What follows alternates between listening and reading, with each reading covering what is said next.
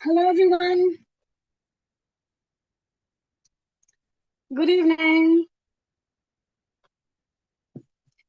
and welcome to a new session. Are you all doing great and studying really well for your exam? Yes. So just after 2 days, it will be December, and it will be officially NET preparation time, or we can say revision time, right? So again, we are back with a new session for NET, and I believe this session will also help you to uh, learn about some more concepts, do some more revision. Yes, so you all ready? So please like this session and let me share my screen. If you're new to our channel, please do subscribe, and if you're watching this video, then please do like it, right? So welcome to session number 25. This is the 25th session of Vallath NET revision. Yes.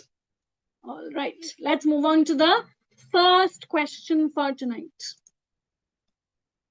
Goodbye to All That is an autobiography by Dash, which first appeared in 1929 when the author was 34 years old.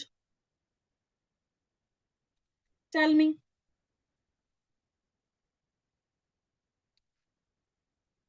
Goodbye to All That. It's an autobiography by Robert Graves. Robert Graves was a Georgian poet. Robert Graves was a Georgian poet. He wrote the autobiography Goodbye to All That. Goodbye to All That.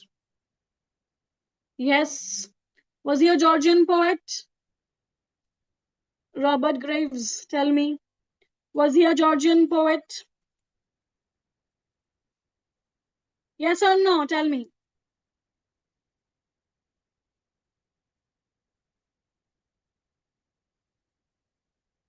Say. Yes, good evening. Say. Yes. Who were the other Georgian poets?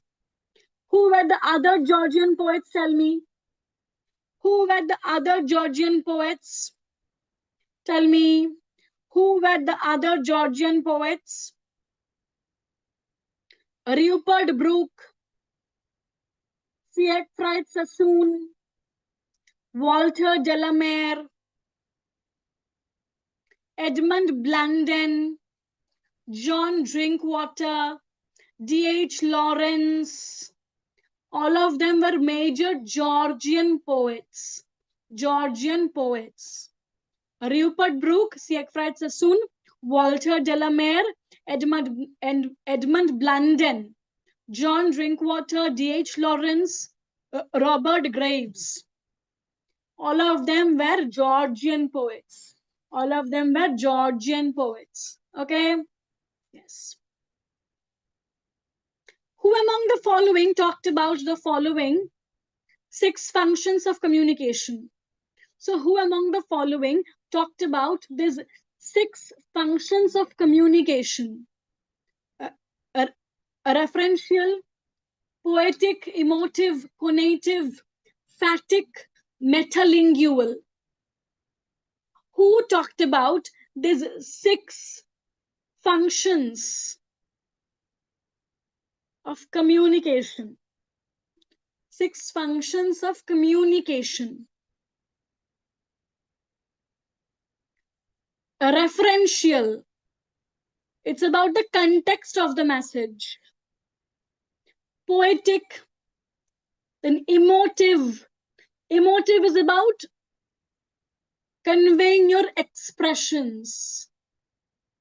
Emotive tells us what the message is, what type, which emotion is it carrying. So who talked about these 6 communication functions? It is Roman Jakobson. Roman Jakobson talked about these 6 communication functions. They can ask you these things in net. Okay, so Roman Jakobson talked about these 6 communication functions. Okay, right.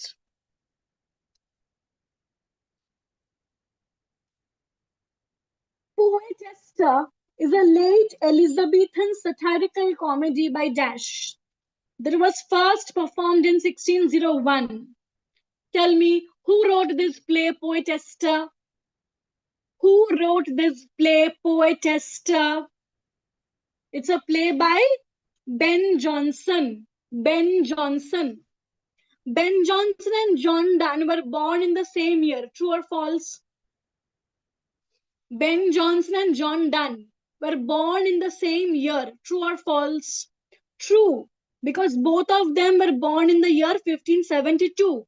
Both of them were born in the year 1572. Ben Jonson and John Donne. Okay. Which is the critical work by Ben Jonson? Which is a commonplace book by Ben Jonson? Tell me. Which is a commonplace book by Ben Jonson? Timber or Discoveries Made Upon Men and Matter. Timber or Discoveries Made Upon Men and Matter. That's a commonplace book by Ben Jonson. Ben Jonson. And Poetester, it's a play by Ben Jonson. Poetester is a play by Ben Jonson. Okay, right. Philaster or Love Lies a Bleeding is an early Jacobean tragicomedy by whom? We know that in the Jacobean period, 3 genres were very, very popular. Tragicomedy, city comedy, and a revenge tragedy. Tragicomedy, city comedy, and a revenge tragedy. These 3 genres were very popular during the Jacobean period. Tragicomedy, city comedy, and blood tragedy or a revenge tragedy. These 3 genres were very popular during the Jacobean period. So Philaster or Love Lies a Bleeding, it's a tragicomedy. It's a tragicomedy. Who wrote this tragicomedy? Because during Jacobean period, tragicomedies were very popular. Tragicomedies, city comedies, blood tragedies, these were very popular. So who wrote this tragicomedy? Philaster or Love Lies a Bleeding? It is by Beaumont and Fletcher. Beaumont and Fletcher wrote this tragicomedy called Philaster or Love Lies a Bleeding. Tell me, King James Bible was published in which year? King James Bible was published in which year?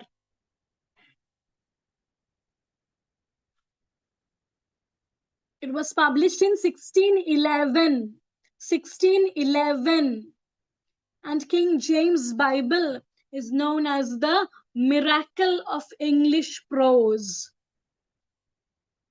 King James Bible is known as the miracle of English prose. And it was published in 1611. 1611. And please remember, tragicomedies, city comedies, and blood tragedies were very popular during the Jacobean period. Philaster or Love Lies a Bleeding, it's a major tragicomedy by Beaumont and Fletcher. Beaumont and Fletcher, they together have written many plays. Jointly, they wrote 52 plays. Jointly, they had written 52 plays. Okay, right. Next.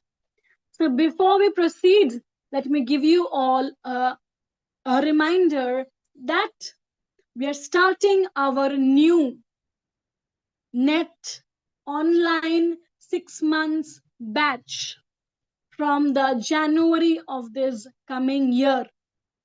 So if you want to prepare for the upcoming NET exam of the June month of 2026, then you can join us, because we're starting our new NET batch from the January of 2026.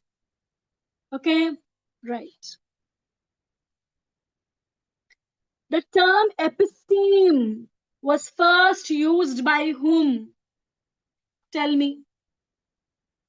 The term episteme was first used by whom? The term episteme was first used by whom? Have you all liked the session?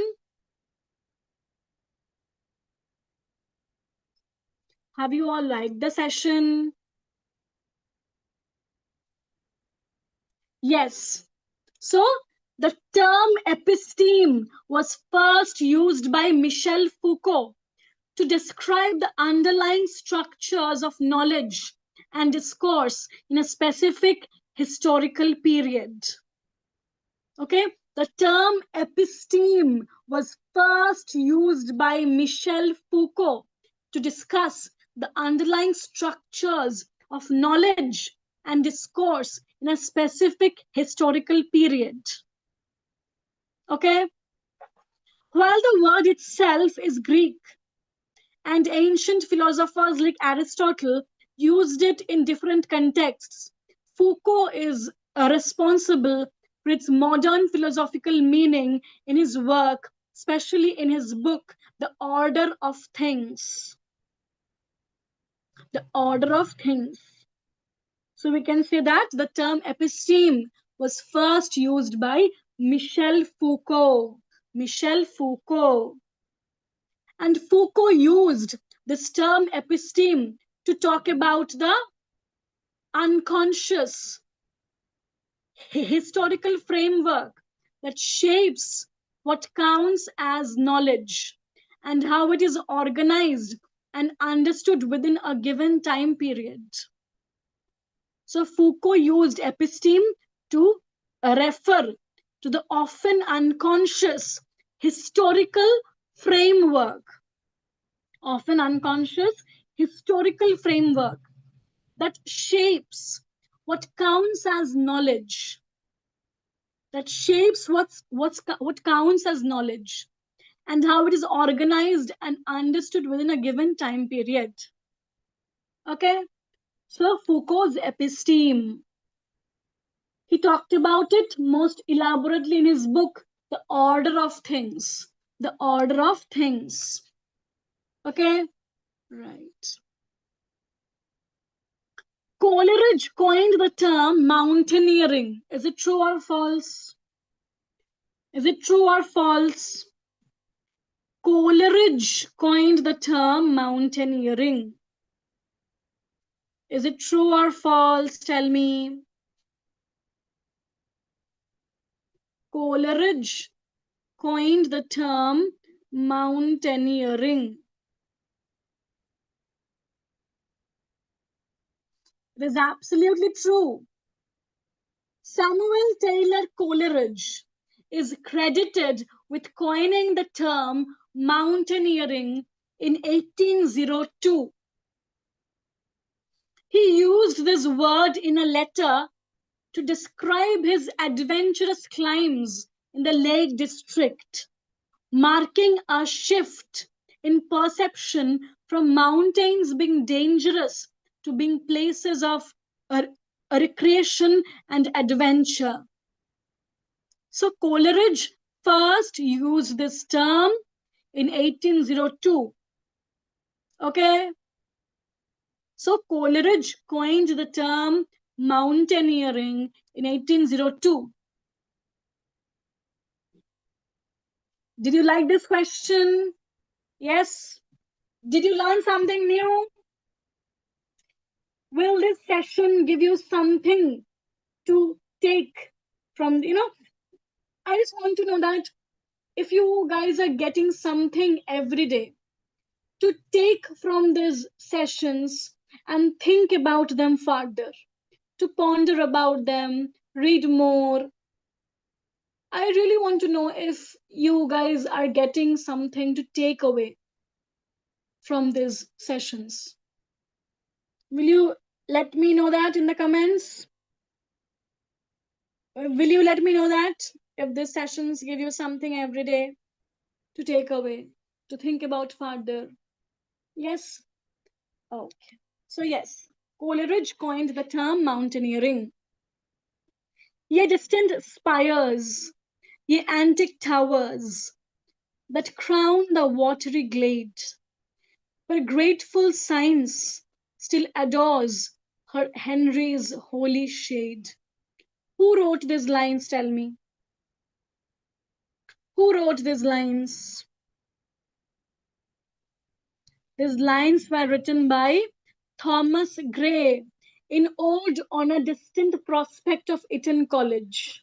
Thomas Gray wrote these lines in Ode on a Distant Prospect of Eton College. Okay? Right. Postmodernism or the Cultural Logic of Late Capitalism is a 1991 book by Dash. Who wrote this book? Postmodernism or the Cultural Logic of Late Capitalism? Very easy. Tell me. Who wrote this work? Postmodernism or the Cultural Logic of Late Capitalism? It's a work by Frederick Jameson. It is by Frederick Jameson, published in 1991. Published in 1991. Okay, right. David Malouf is an Australian poet, novelist, short story writer, playwright, and librettist. Is David Malouf from Australia or from any other country? Is David Malouf from Australia or Nigeria or New Zealand? Which country? Or Argentina? Tell me, David Malouf is from which country? Is he from Australia or not? Is he from Ghana or Kenya or America? Tell me. No, he's indeed from Australia. David Malouf is indeed from Australia. He has written so many works, Remembering Babylon, An Imaginary Life, which talks about Ovid, right? Yes. David Malouf from Australia. Who said that culture seeks to do away with classes, to make the best that has been thought and known in the world current everywhere, to make all men live in an atmosphere of sweetness and light. You all know this phrase. You have heard this phrase of sweetness and light 100 times, 1,000 times. So tell me who said this, that culture seeks to do away with classes, to make the best that has been thought and known in the world current everywhere. Yes, Matthew Arnold said this in Culture and Anarchy. Matthew Arnold said this in Culture and Anarchy. Very good. Next. The Frankfurt School theorists proposed that existing social theory was unable to explain the turbulent political factionalism and reactionary politics, such as Nazism of 20th century liberal capitalist societies.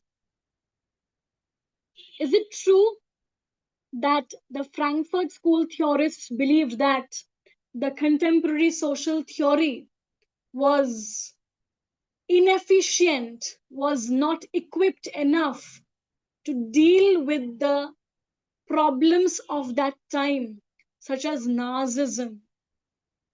Is it true?